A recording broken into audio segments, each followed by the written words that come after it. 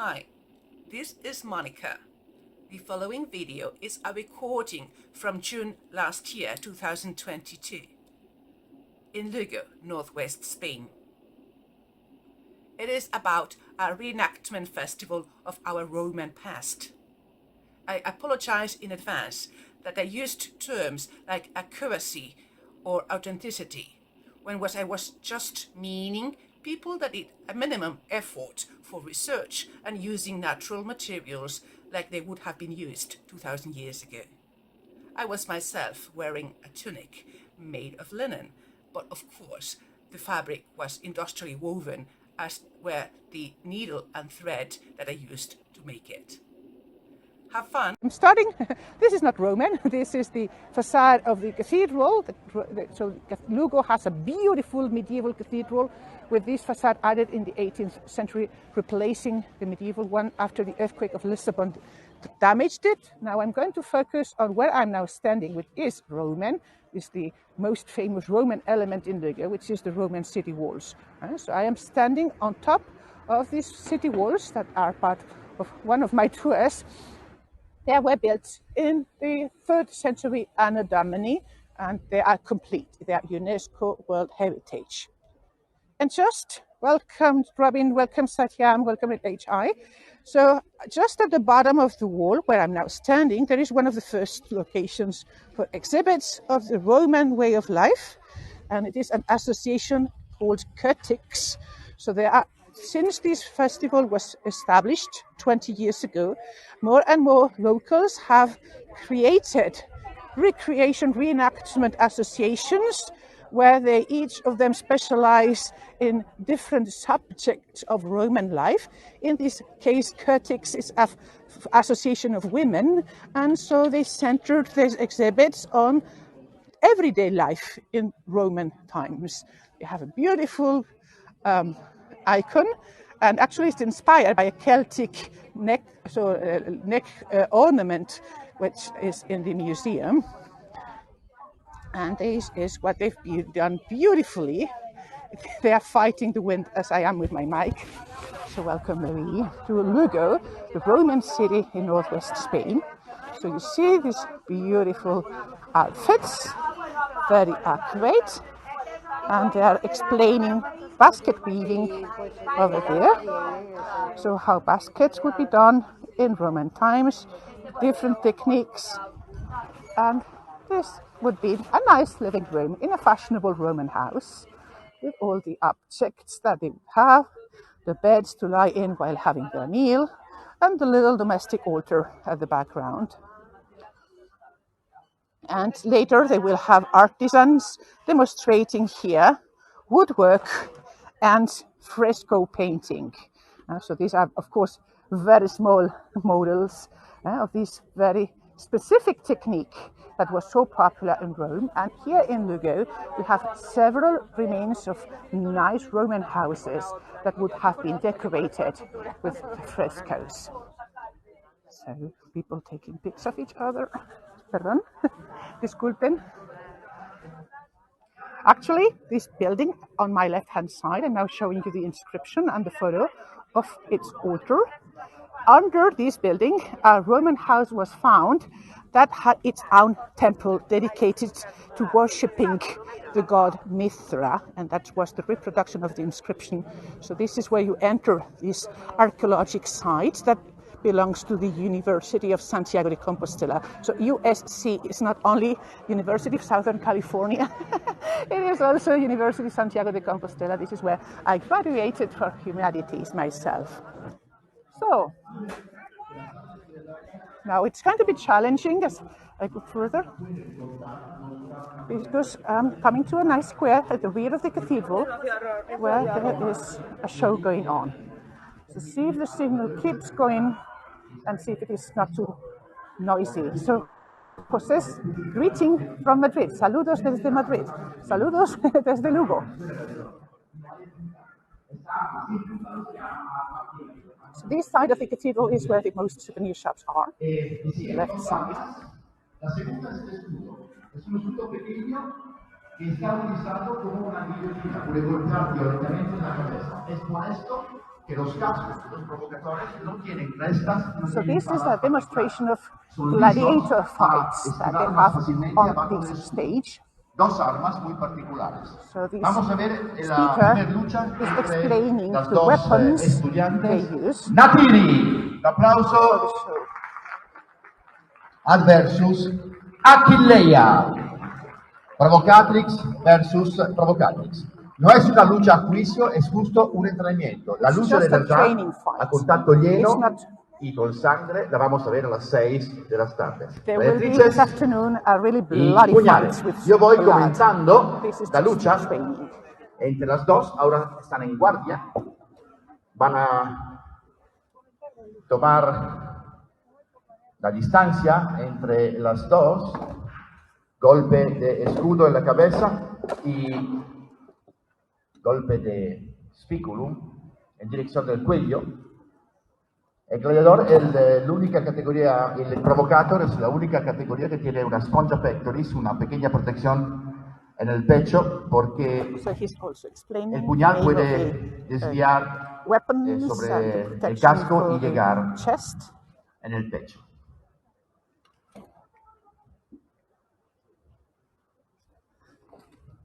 Golpe abajo, muy bien, continua, è un addestramento, forza. Colpi veloci e ritirati. 1, 2, forza. Golpe alla pierna, stai ben coperta dietro, la tiri dietro la guardia sinistra, Achilleia, forza, pugnale. Forza pubblico, un applauso per Natiri e Achilleia, colpi veloci e ritornare indietro, veloci e tornare indietro. These are the gladiators training. This is one of the few teams that is actually not local. These are professional actors that perform, that were hired to perform here.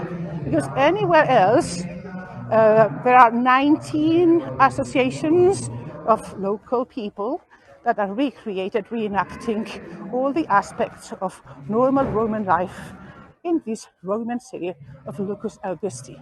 So right now I'm getting to what is now the main square of Lugo, and this bottom part of the main square is where the Macellum is, that is the market. So this is the commercial part of the show.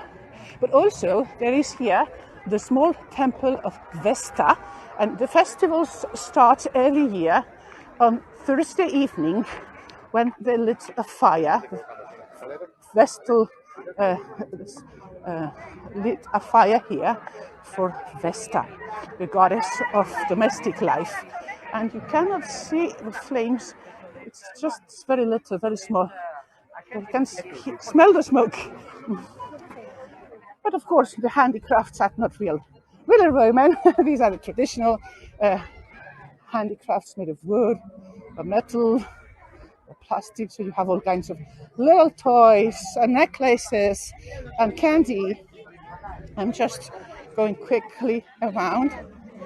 So nice beaded crowns. Little girls are very fond of. If there is any specific shop that you are interested in, just tell me and I will approach them. So I need to zigzag a little across here. So you see more Celtic-inspired design for necklaces and brooches. And the puppet show, I don't think it is very Roman. But these are traditional musical instruments. These are.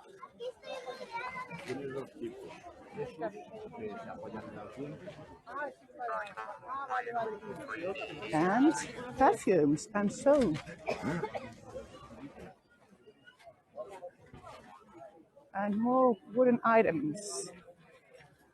Oh, I love these. This is a shop which is specialized in olive wood, from olive trees. And I have a few spoons, I love them.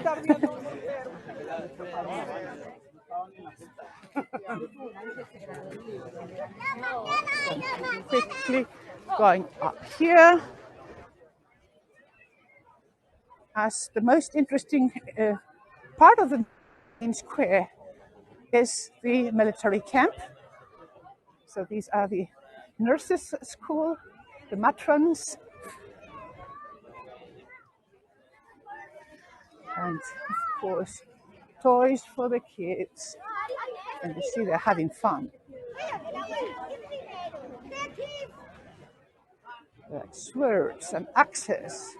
You can become a warrior for just a few euros. So I'm progressing towards the higher part of the square of the Plaza Mayor of Lugo, the main square of Lugo, because you can already see in the background where the military camp is. So it is actually related to the origins of this city. This was a military settlement 25 BC that later became the city of Lucus Augusti, an administrative capital in this province in northwest Spain. And in the background, you have the city hall. So I'm going to go all around so that you see the palisade, and we will see a little of these people coming up and patrolling and taking pics of the soldiers.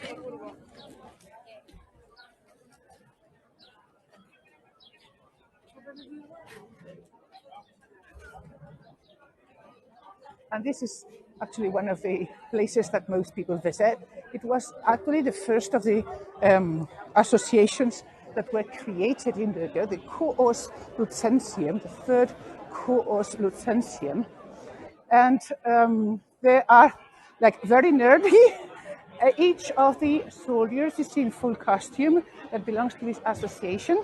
They have done a lot of research looking for real names from real Roman inhabitants of Lugo.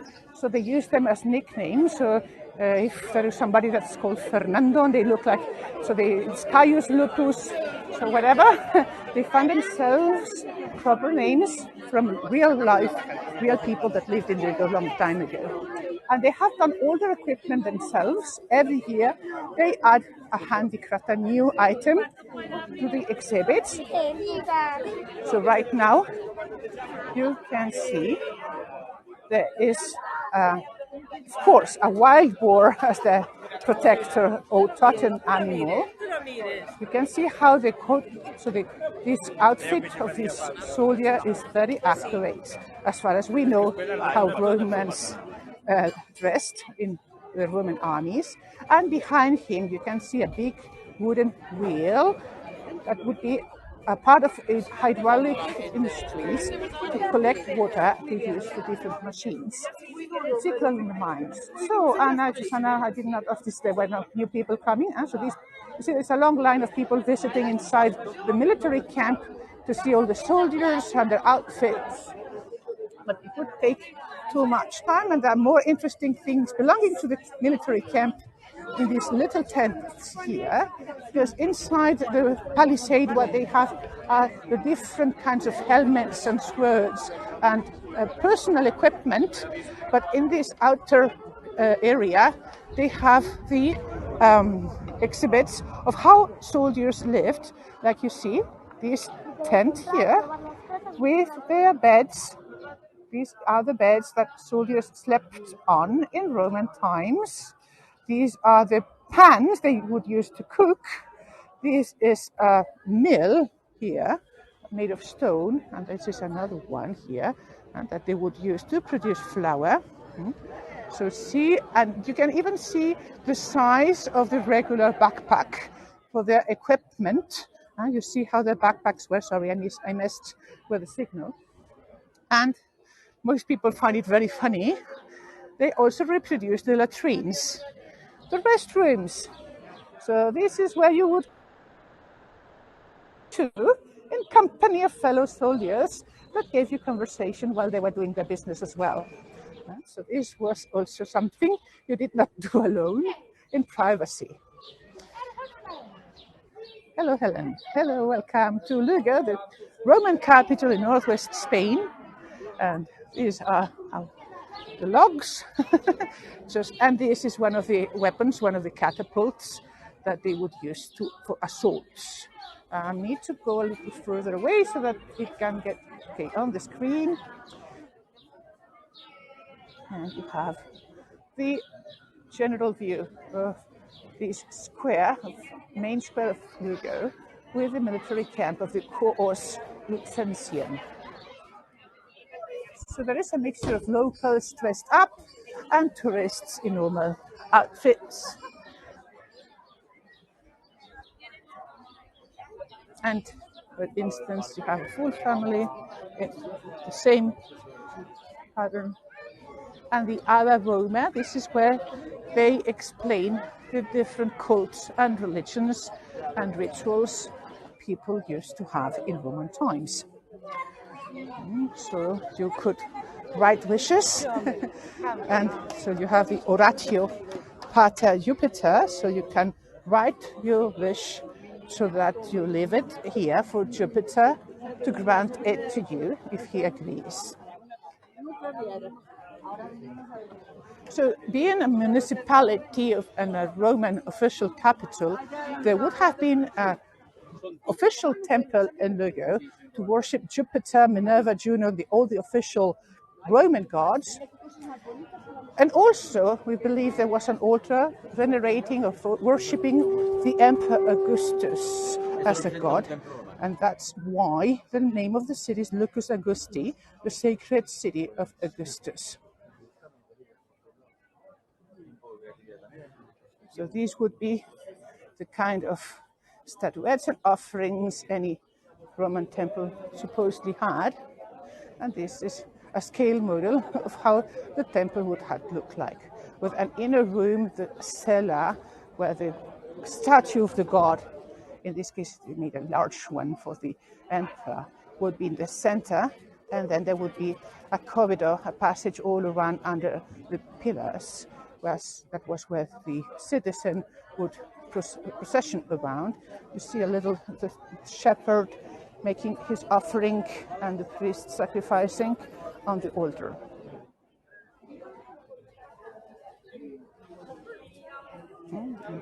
So another example of domestic orders, a reproduction of how they would have been. So the case is that in Lugo, besides the official cults of the emperor and the Roman gods, it was a very multicultural city 2,000 years ago, because we found evidence of temples dedicated to Isis, which is a goddess from Egypt. There is also evidence of the cult of Ammon, another Egyptian god. I just showed you at the beginning of the tour a house with its own temple dedicated to worshipping Mithra, a religion that comes from Asia. What else? We had also evidence of worshipping local Celtic gods. So every day there would be a different procession with people carrying statues of their own gods that maybe nobody else knew of. And so it would be a very colorful life in Lugo, with festivals every day of different religions. Yes, same Egyptian goddess. And so mostly because of the army. So being the headquarters of the Legio Septima Gemina, there were these soldiers here that had served in foreign countries, or they were native from different countries belonging to the Roman Empire. And these people born in present Turkey or present Egypt or present Morocco, they would bring up with them their own religions and beliefs. Yeah, Susanna says very popular in Pompeii. The same. So they really, considering how limited transportation was 2,000 years ago, people really traveled far and changed places very easily. It took them longer than it does take us with the plane, but they would be able to travel in any part of the Roman Empire without needing passports or exchange currency. That was the good thing of the empire being this size. So I am now outside of the city walls, and I should have showed you. Sorry, I'm moving too fast now. I know. Okay, I'm trying, because I should have shown you. I was just in my speech how the city wall looks from outside. And so these are UNESCO World Heritage Roman city walls of Lugo all around the city, and instead of a sidewalk and paved with stone, imagine there would have been a moat out here that could be flooded if necessary. The towers themselves stood higher in former times. They're just 1800 years old, a little worn out. For many centuries, they were covered in buildings. There were buildings on either side. Now the buildings outside have been removed to free the wall so that we could appreciate its massiveness. And this is one of the modern gates. This is the way out I came through, towards this Plaza Constitución, where the bus station is, and also some more of these Roman exhibits. Yes, Susanna, it's a terrible wall. I mean, you can. I have done several tours, and I will do more tours of the city walls of Lugo. It's 2.1 kilometers. That is 1.4 miles long, and it's complete. And that's one of the things that the UNESCO acknowledged that makes a wall unique. So something that I don't find very accurate is we have a Senate in Lugo now. That wouldn't have happened in Roman times. So they have called this booth Senatus Populusque Lucensis, so the Senate of the population of Lugo. Nobody wants to be a slave. Nobody wants to dress up as a slave. They all want to be senators or noble people with a nice togas embroidered in purple. You can also purchase, of course, merchandising here. And this is how they represent the Senate with so there is in the background a photo of a Roman relief, and this is a photo of the actual association, the members of this association dressed up in the Roman togas, with a symbol of authority that you can see here. And across from them, this is where we have the demos of the different techniques that were usual in Roman times, like weaving. And you see they're preparing here. Voila. And so there are some ladies preparing wool and making thread, spinning wool. And you have all the different dyes as well from plants. They would dye in different bright colors, the wool and the linen. So, she has practice. Look, can you see the lady in the background spinning?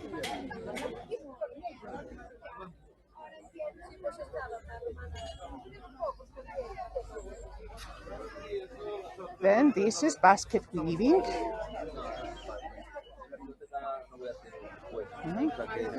Either from dry willow or green. So you could have it soaking in water to make it tender, or you can comb it, and as you see the boy on the left is like combing it to remove the skin, the outer shell of this willow.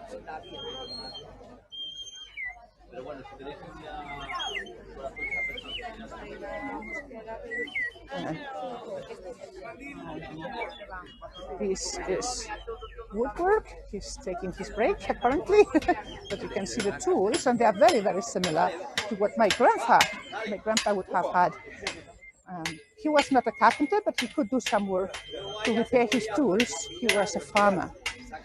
And now you can also learn smelting. And you see, so this is the fire, there are hammerings, a piece of iron, and this little kid is getting prepared to help smelting. So Susanna says even the shoes are correct. Yeah, it depends. Some have real leather sandals, and some have just modern sneakers, like a little boy who is about to work. I myself, this is what I'm having. I don't know if these espadrilles are accurate from Roman times. Oh, thank you, Robin, for your support. Because, of course, these objects made with organic materials like straw and that, they haven't left any evidence. So we can know whether somebody had sandals. When you find a grave and below the feet you find nails, so you know that they had soles with nails that fixed the leather, and so that's why we know about that. So there are several places in Lugo where they are minting coins so that people buy them as souvenirs. And so the most important booth, but it's the square that has no signal, so I just filmed a little there. This is the caetra. The caetra coins were the military coins that they used to pay soldiers their wages. And this is one of the proofs we have of Roman soldiers being cantoning in Lugo for a long time, that caetra money was found in Lugo. So the soldiers in Lugo had their own mint. It was an important place enough, so it was important enough that they produced their own money here to pay their soldiers. We didn't have a lot of good material for that because there were important gold mines in the area. So Shin likes the Roman garb. So now I'm entering a Celtic camp. I was inspired by the Iron Age population that Romans found when they invaded us in the times of Emperor Augustus. So I'm going to... I want to show you the map. So this is where we are in northwest Spain, just above Portugal. So actually the Portuguese border is over there. You see that the north of Portugal and the south of Galicia have similar villages, fortified hill forts, and in many of them, and this is the map you saw, there are these statues of warriors with this kind of Celtic outfit, the round shield and the big neck decoration, the tokas, as a symbol of statues. So this, of course, is just a reproduction. As you can see all around us, we have people admiring these reproductions of the shields and swords. So these are the shields, these are the swords, either made of bronze or iron, and the helmets. And little knives, you would have all kinds of equipment, and the list of tribes of the 3 districts within the Roman province of Galicia, according to Pline, you see, Según Plinio in Spanish. And so you have the Paeschi, the Lugoni, the Triburi, of all these tribes in the district of Asturias.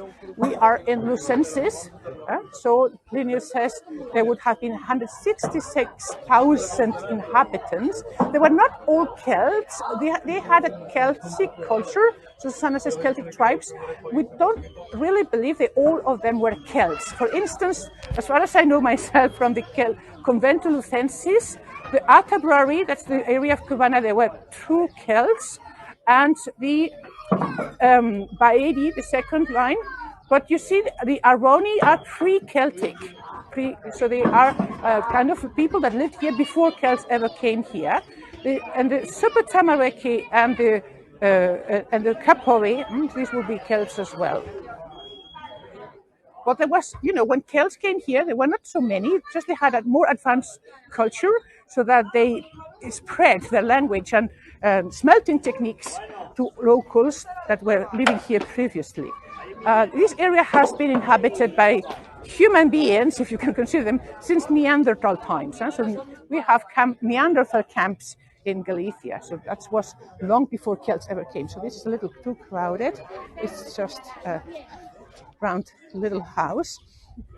If any of you have attended my tour of the Castro de Villadonga, and I will repeat that, this is one of the hill forts that has been excavated the most intensely in the area of Lugo, where you can learn how people lived before Romans occupied us. So nice little wood boxes. So this was there. And this is a nice drawing of how people dressed. And this is a reproduction of one of the so famous pedra formosa, beautiful stones, that would be the ornate entrance to the saunas that they would have in these prehistoric villages, in these Iron Age hill forts. So there is just little, first the drawing, let's show the drawing first of how this gate, so it would be a succession of rooms, each one having the door smaller and smaller until you enter the chamber inside where the sauna was, where the hot steam was. You have samples here of different doorways of the different Pedra Formosas for North Portugal and Galicia. And this is a scale model with very funny Playmobil figurines. So in the Castro de Villadonga that I showed you, we found remains of a similar sauna. We believe it would be like a boys' club, so young men before they married and settled and had a more serious life. They enjoyed hunting and sports and meeting each other in these kind of saunas and probably playing pranks to each other and drinking alcohol, this kind of things that young people do.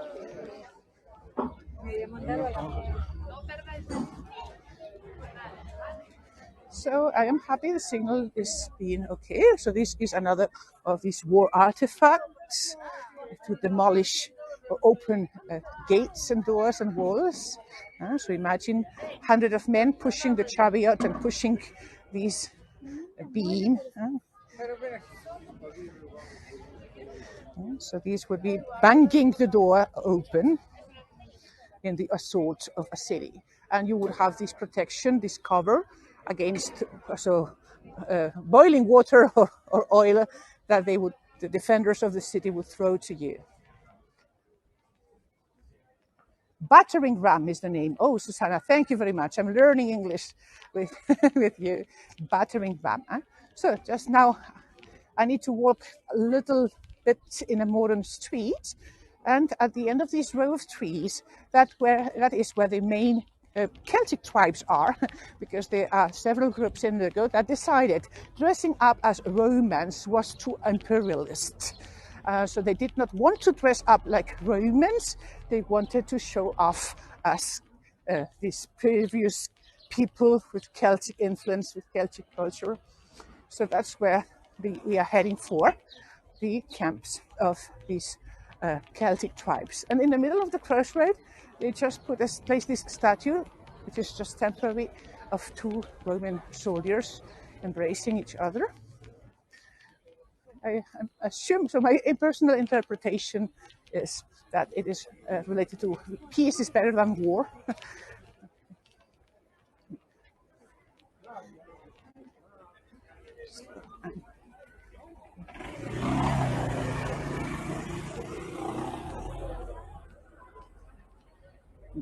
So there's some tribes already here. They're the mercenaries, the Galician mercenaries.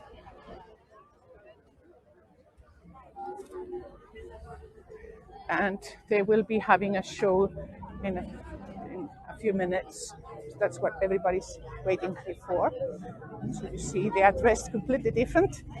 Supposedly leather and felt and fur.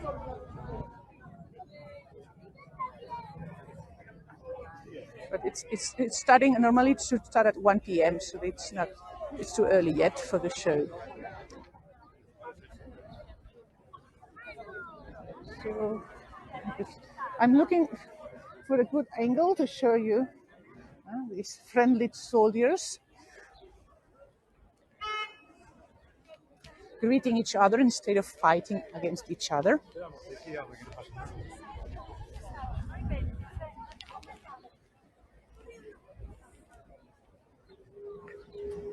And so I don't know the numbers for today's event,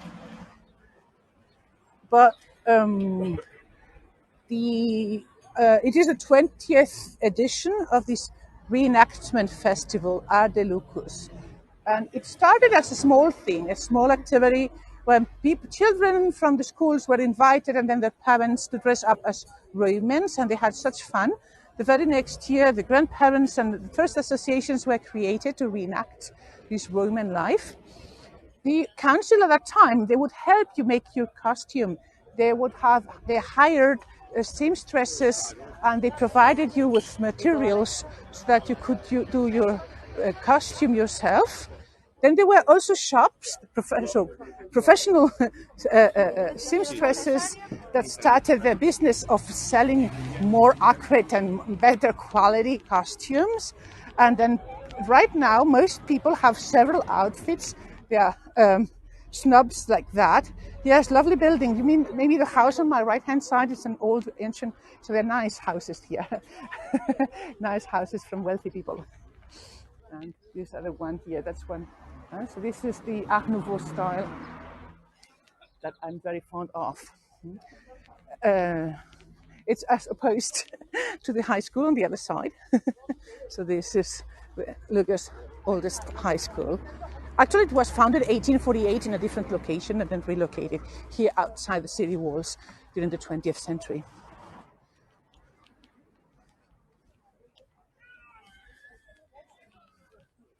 So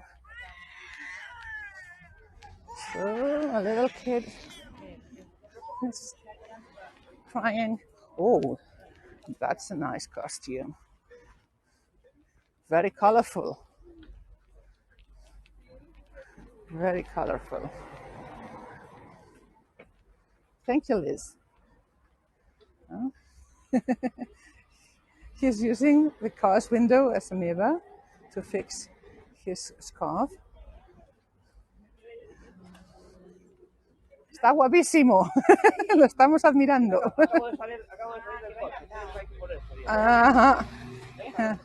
He's just come out of the car, so he has... Dígame. Perdón, es que no me daba cuenta. Sí. No, es eso, que está guapísimo. Enhorabuena.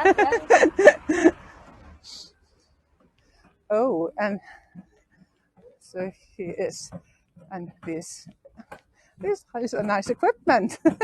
They even adapted the buggy to carry the child as a bigger, well, a Roman chariot. So the further we come, the proportion of locals is the highest, because tourists spend the money in the market on the main square. They don't always come all the way. Yes, Kathy loved the chariot as well. It's such a nice idea. Really a Roman chariot to carry the child over the wind. So actually I'm coming to a garden that I've also toured on Heygo, the Garden Rosalia de Castro, and it is just beyond a couple of buildings that are courthouses. So the one on my right hand is the old courthouse, and the one just opposite the crossroad, the grey building there, is the new courthouse. They both are in use. And in the middle, they relocated here a statue that was a part of a fountain on the main square in the 19th century, with the original iron lions at the base. It does look like a Roman goddess. It's what we call the Matrona Hispanica, the Spanish matron. It's like a later symbolizing Spain, so the personification of Spain in an iron statue. Unos esperando por los otros. And this is the entrance to this Rosalia de Castro Gardens, and this is the best archaeologist in town.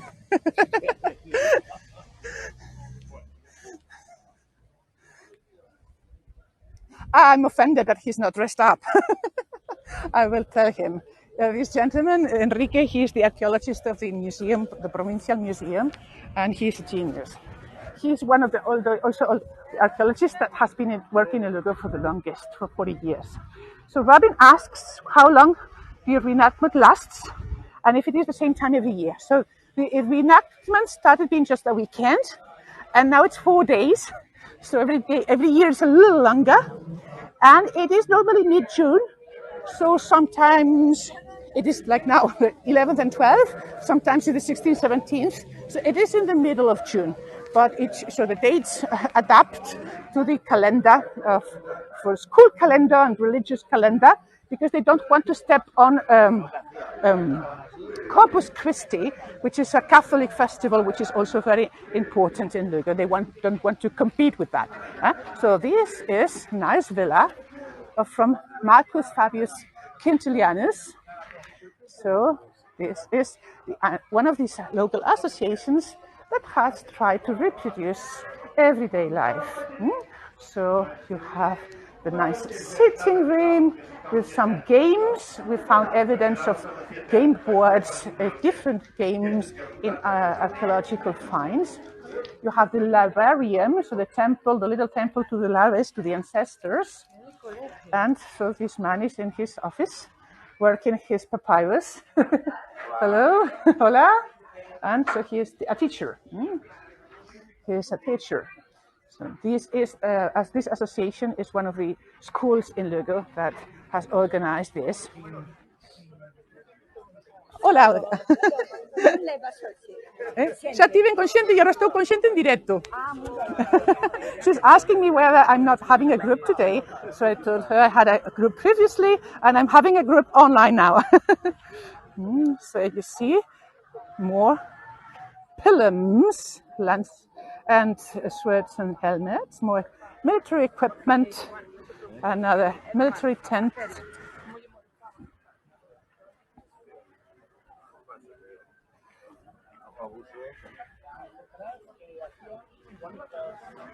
Yeah. So this is a professional secretary, writer. So he's teaching these little girls the materials they would use to write letters.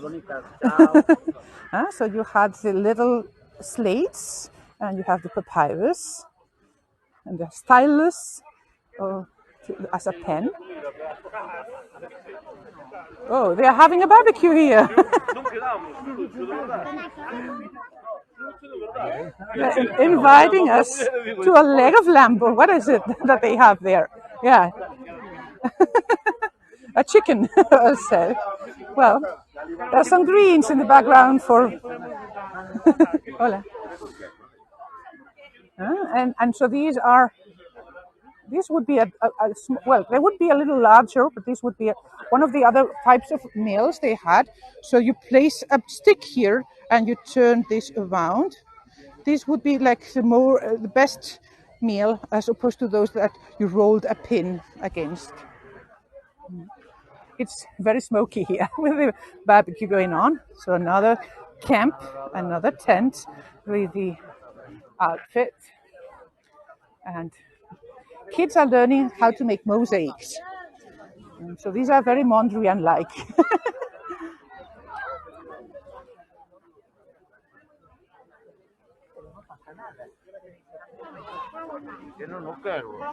And more barbecuing. Oh, well, I don't know how Roman this is. But this is bacon and chorizo and this dark red. And you see how they are using a big flat stone for that. And this was accurate. I mean, this has existed until recent times, not only for meat, but even for pancakes, for this Galician feijoas. I know families that still have, after many, many, many generations, a specific flat stone for pancakes.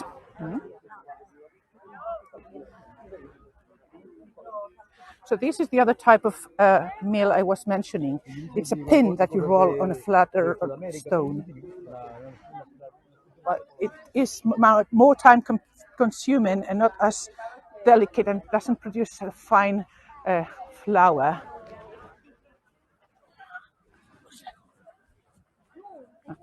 So, you see, all the city is covered in reproductions of cabins and artifacts and handicrafts.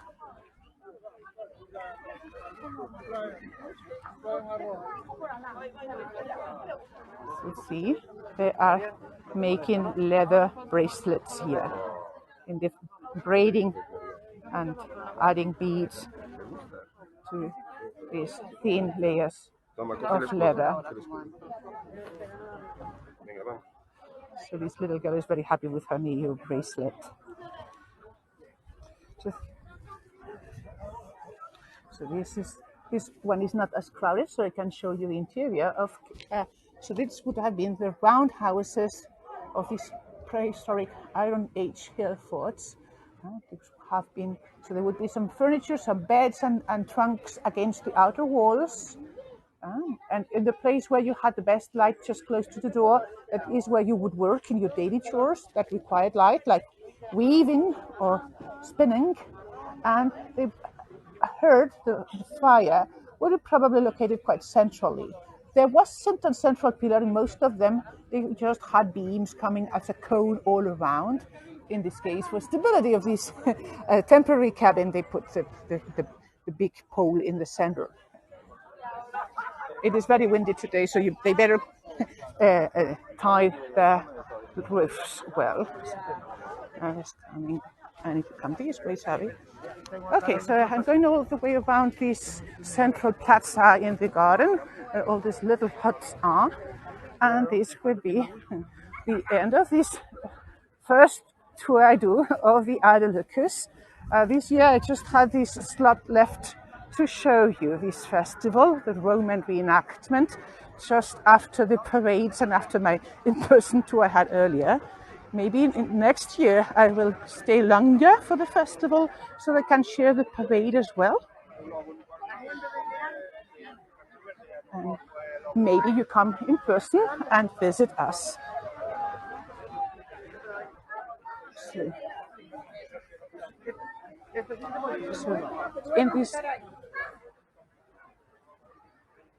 So what I like about this stand is that they also reproduce this lattice work for the fences, which was still very present in medieval times and up to the 18th century to protect gardens from little animals like sheep and goats. And you see there are now, this is what children are taught to do ceramics. So clay that they are working in the shape of little bowls. And they will probably be teaching them also how to ground cereals to make flour.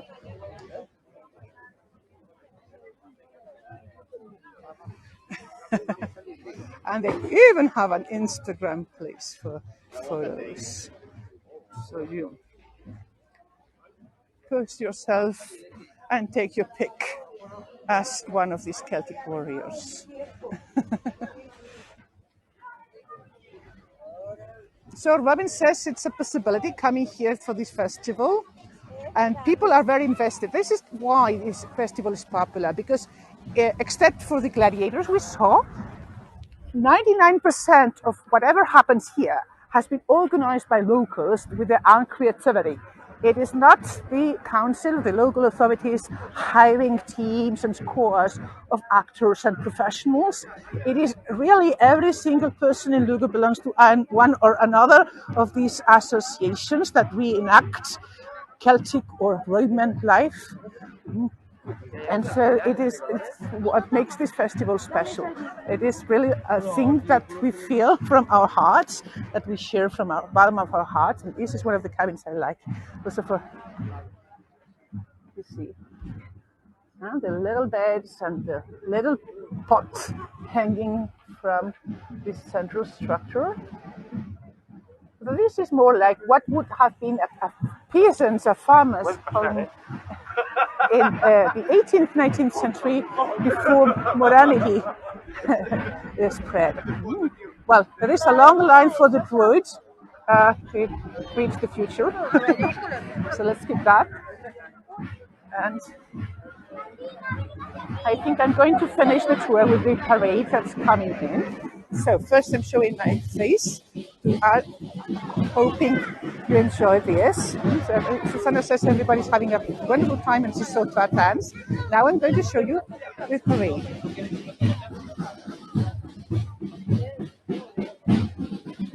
This is a smaller one.